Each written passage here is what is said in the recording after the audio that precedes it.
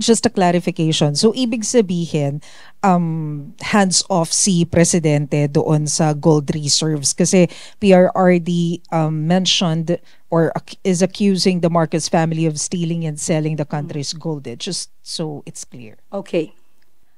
Hindi pa to campaign joke ulit ni dating Pangulong Duterte? Hindi ba tayo nasanay dun sa jet ski promise niya? Na nung naniwala tayo halos sa mga sumuporta sa kanya, tinawag tayong stupid. So pag naniwala ba tayo ulit sa sinasabi niyang ito, baka mapagkamalan niya tayo ulit at tawagin tayong stupid. But anyway, we will take this seriously. Para naman hindi magkaroon ng fake news, lalo na doon sa mga taong nakikinig sa kanya at maaaring naniniwala pa.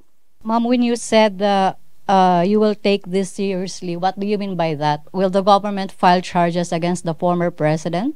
Hindi naman po. Sasagutin lang namin yung mga joke na lagi niya sinasabi. Since tayo ay sumasagot dito ng seryoso, baka sa susunod sasabihin na naman ng mga supporters niya, hindi niya na naman kilala si dating Pangulong Duterte. Puro joke yan. So ito bang mga sinasabi niya during sa kanilang rallies or campaign rallies? Joke ba o seryoso? We have to know that.